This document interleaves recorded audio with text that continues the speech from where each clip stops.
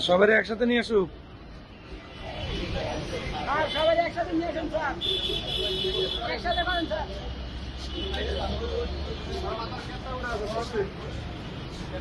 ভাই আপনার চাপের একটু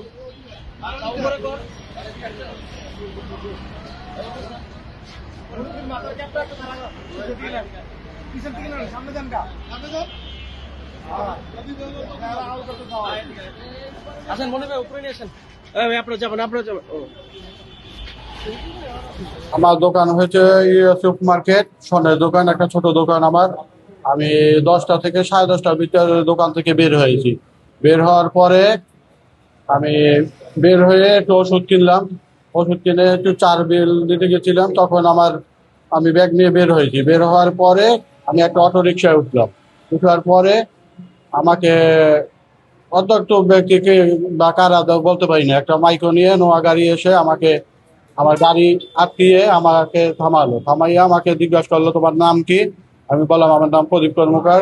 বা তোমার নামে মামলা আছে, তুমি চলো আমাদের গাড়িতে। হ্যাঁ, কি করেছে? সে বলছে আমরা পুলিশের লোক, ডিবের লোক, এইরকম বলছে। আমি তো তাদের পোশাক দেখে ভয় পেয়ে গেছি। হ্যাঁ, ভয় পেয়ে আমি গাড়িটা আমাকে তুলে এনেছে জোর করে। আমি তো উঠতে চাই নাই আর কি। হ্যাঁ, র্যাব বলছিল। তখন আমাকে গাড়িতে উঠিয়ে হ্যান্ডকাপ লাগিয়ে দিয়েছে, হাতে চোখ বেঁধে দিয়েছে। চোখ বেঁধে আমার ব্যাগ ট্যাগ সব কেড়ে নিয়ে গেছে, সোনা দানা যা ছিল সব নিয়ে গেছে। নিয়ে আমাকে অনেকক্ষণ গাড়িতে ঘুরিয়ে আমাকে সেই ময়মনসিংহ একদম কাছাকাছি ভবানীপুর একটা জায়গার নাম আছে, ওইখানে আমাকে প্রায় 12টা 12:30টার দিকে এখানে আমাকে ফেলে দিয়েছে। ফেলে দিয়ে বলছে পিছনের দিক তাকাবি না, পিছনের দিক তাকালে তোকে আমি গুলি করে ফেলবো। তারপরে আমাকে কোনো রকম ছেড়ে দিল।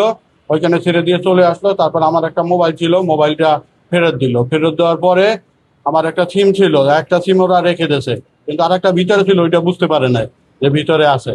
তখন আমি আবার আমার দাদাকে ফোন দেই যে এই অবস্থা। তারপর আমার দাদা ওইখান থেকে আমাকে নিয়ে আসে রাত প্রায় 3টে বাজে। তখন আপনার কত টাকার মালামাল লুট করেছে তারা? আমার প্রায় 3 ভরির মতো স্বর্ণ ছিল, 30-40 ভরি রূপা ছিল। তারপরে আপনার টাকা ছিল 60-70 হাজার টাকা ছিল, এইরকম ছিল।